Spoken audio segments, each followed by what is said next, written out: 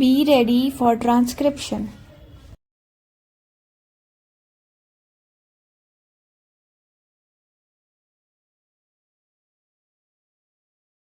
Coming to the internal affairs of the country, Madam Deputy Chairman, the policies of the Government of India for the last 15 years have been so manipulated that the rich people are becoming richer and the poorer section of the people are becoming still poorer. The committee that has been appointed to investigate into the question of the distribution of income has not yet given its verdict, but it is common knowledge that the people who are in the higher ups have become more rich and the people in the lower rung have become poorer.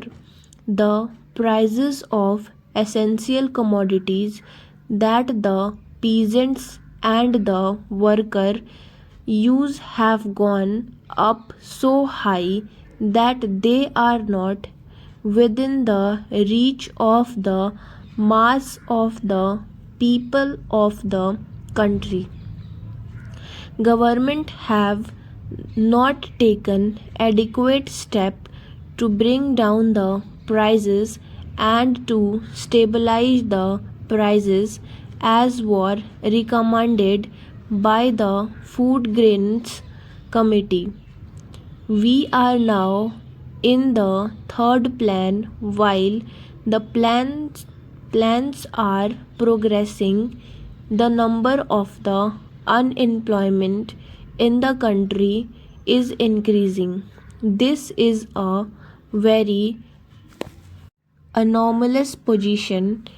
It is the government alone that can explain why, in spite of the plans, the employment problem is becoming more and more acute. As was rightly pointed out yesterday by some speakers, our agriculture has not been paid due attention that should have been paid to in a country where 80% of the people live on land. Some 3 or 4 years back, when Mr. Ajit Prasad Jain was the Food and Agriculture Minister, he was made to resign under shady circumstances as one who had proved not capable of solving the food problem in the country. A suggestion was thrown that the portfolio of agriculture should be handled by an important and senior member of the cabinet, and particularly in the state by the chief ministers of the states. But nothing of the sort has happened.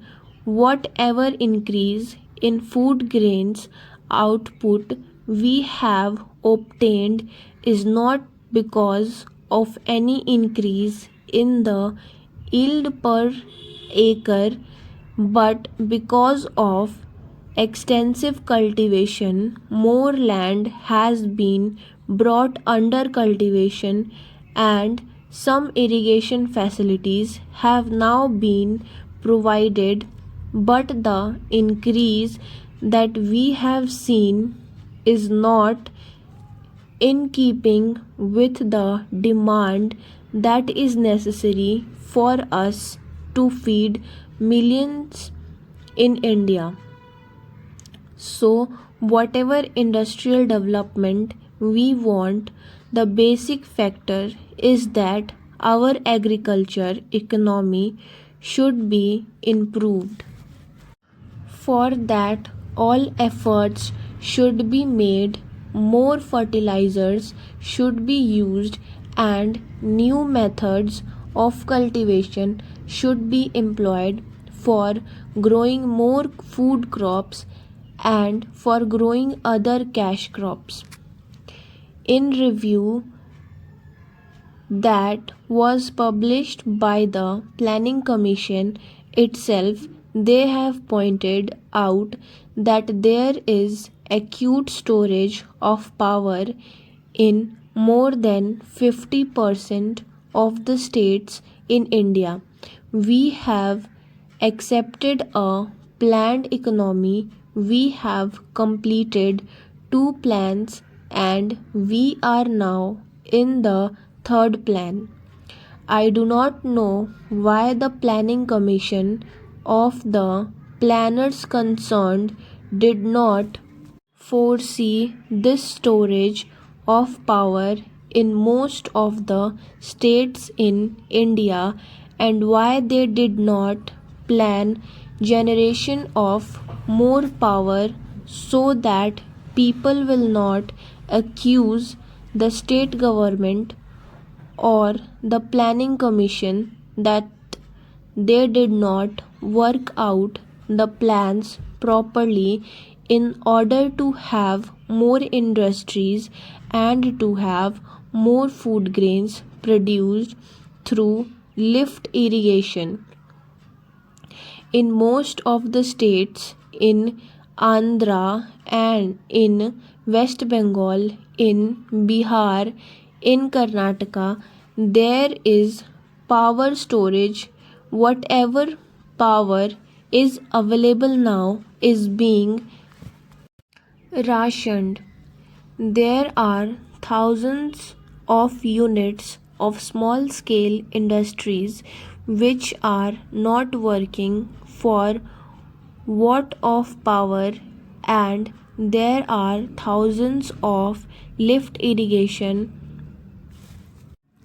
pumps which are denied power supply of purposes of irrigating their lands, and wherever power is supplied, it is supplied during nights, which is not very convenient to make use of the power and use the power for agriculture purposes.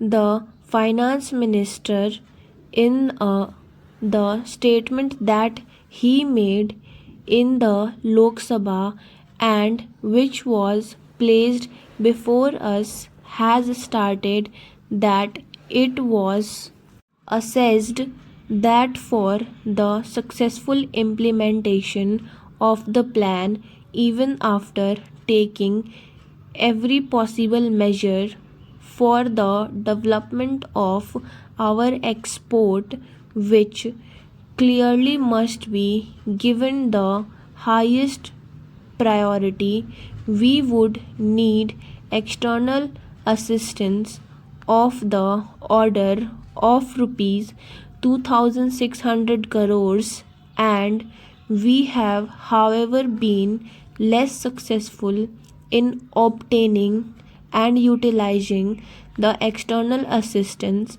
required for financing the import necessary for our developing economy. To industrialize our country and to bring it on par with other well developed countries, we do need assistance, financial, technical, and other assistance. The finance minister was so hopeful that he was getting rupees 2600 crores of foreign aid from Aid India Club and other countries, but now he is not hopeful of getting that amount which is necessary to fulfill the targets in the third 5-year plan.